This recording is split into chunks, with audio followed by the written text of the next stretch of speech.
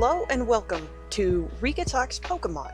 So today we have a few interesting things to talk about. We've got the DLC that's coming up and a mystery gift that's going on right now in Scarlet and Violet, and that's where we're going to start talking. But I do have a little bit of an announcement on this podcast, so let me do that first and then we'll get into the Pokemon. So those of you that didn't see my short about how my internet and my AC went out, internet's fixed. Thought the AC was fixed. AC's not fixed. That's why this episode's late.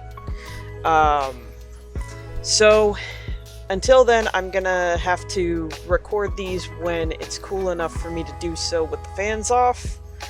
Yeah, so if they're not always on Sundays, just keep an eye out for them. They'll be around close to Sundays at least until the weather cools down, and then I can start making sure that they go up on Sundays pretty regularly.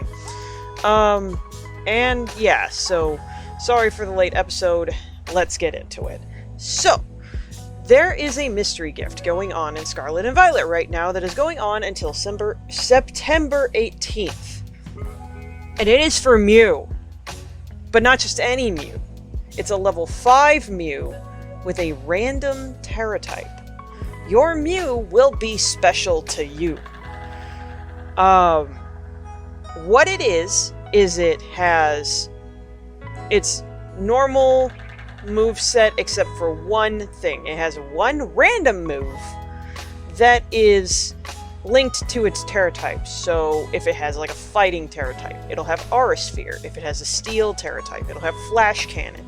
This is a special Mew, and not by just being special, I mean it's a special attacker. It's set up to be special. So you want to train this thing to be a special attacker. Not that I ever seen anybody use Mew physically, but who knows.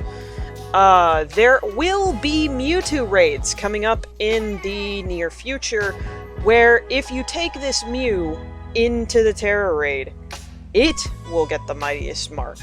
Instead of you getting a Mewtwo with the Mightiest Mark, the Mew gets the Mightiest Mark. I don't know if we'll be able to capture the Mewtwo. From what I understood from Pokemon Presents, that I think we will be able to capture one of the Mewtwo's, I think is what they were saying, but I didn't understand whether it was just going to be only a challenge for Mew to go up against Mewtwo and get his Mightiest Mark, or if it was going to be that we could capture the Mewtwo as well. We'll see about all that here in the future. I will keep an eye on those, and I will be letting you know. I'm going to be training my Mew. It is at level 5, so if you did want to play the game with it, this is a good time to maybe start a fresh save file and get the Mew if you don't have anything in your other save files that you really care about. 2. The DLC.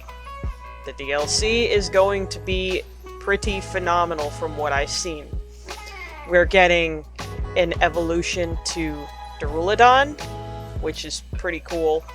I know a lot of my friends didn't like Duraludon, but I liked Duraludon, so I'm interested to see what its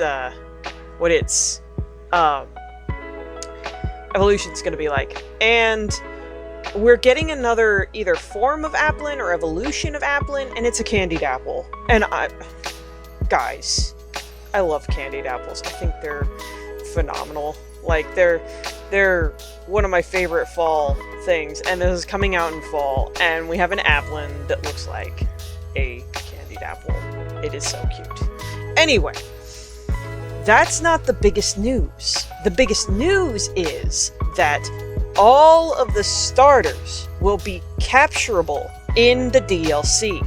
And it looks like they're all gonna be in the wild, so if you want a Fennekin in a very special ball, you could use one of the special balls to catch Fennekin.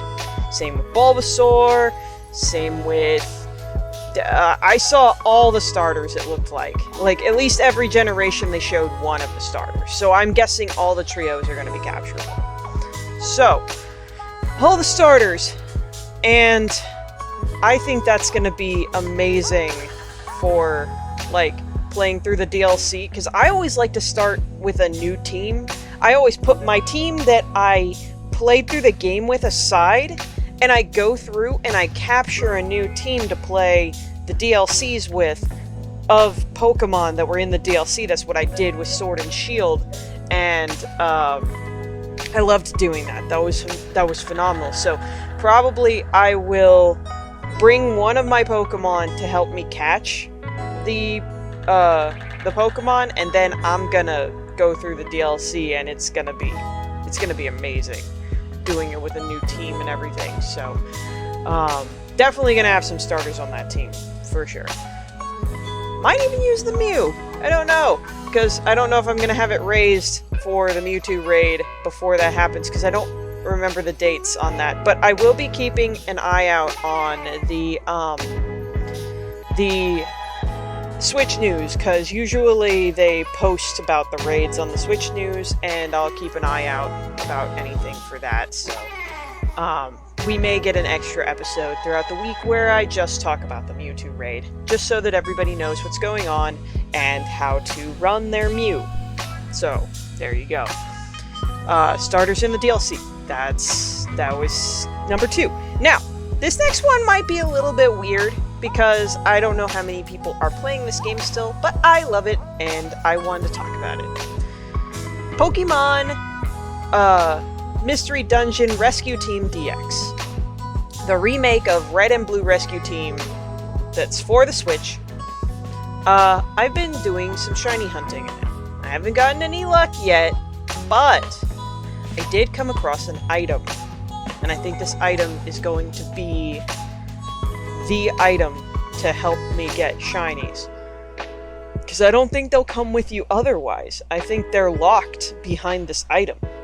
So at the very bottom of the Buried Relic Castle dungeon, or I think it's just called the Buried Relic, that dungeon. It's a 99 floor dungeon, but if you can make it all the way down to the 99th floor, then you get a very special equip item, on top of a lot of other treasure too. So, bring a storage orb with you.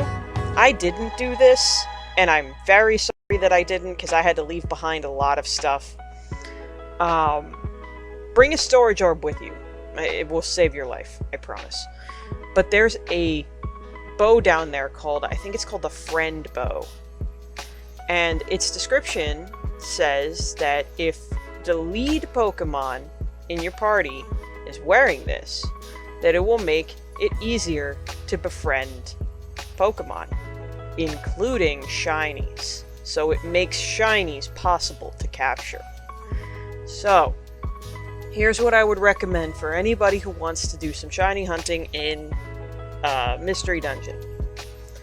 Get what I like to call an endurance team for any of the, like, 99 levels. You want a Pokemon with False Swipe that has Squad Up or Friendly as their special talent. Have another Pokemon with Small Stomach, and have another Pokemon with Food Finder. This made that dungeon bearable, and not by much. It's daunting, and it gets hard. So make sure that these Pokemon aren't just your average everyday little Pokemon either. Evolve them. If you want your main team to do that, so you're like whatever Pokemon you turned into and whatever you picked as your partner Pokemon, evolve them. Don't worry about the cosmetic, like, little flag ribbon thing they got wrapped around their neck, because it's not worth it. I had to evolve mine before I went down and fully got everything done. So, with that said, yeah, have an endurance team. Make sure you have False Swipe. Have the Friend Bow equipped to the False Swiper. Make sure that is your lead Pokemon in the number 1 slot. Whenever you come across any of those, like, strong foes, those are the only Pokemon I've found who are able to be shiny. Make sure that you have your False Swiper ready to go and fight them, and hope that your partner Pokemon don't mess this up for you. Maybe make sure your other Pokemon don't have any long-range stuff. That way it's all up to you and your False Swipe. Yeah, and then you can really just hunt this through the dungeon. Those strong foes respawn on the same levels that they're on quite a bit. And they respawn on multiple levels too. If you shiny hunt in the Buried Castle, or Buried Relic, excuse me, I know there are some items that turn into Dittos. Every single one of those Dittos is shiny.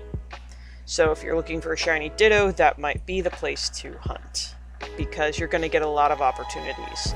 Anytime you see sparkling dirt, it could easily turn into a Ditto, and anytime you see an item, it could easily turn into a Ditto. So just keep that in mind, and good luck out there. Let me know in the comments of this video if any of you find any shinies with this tip. So that is all I had for this week. I know, again, this is a short episode, but due to my AC being out, I don't really have a whole lot of time to do research on other things that I want to talk about. I have to kind of make these episodes quick for now, but they'll be longer later, especially once I can get some guests on here to talk about Pokemon with. So, thank you guys so much for listening, and I'll see you next week. Bye-bye!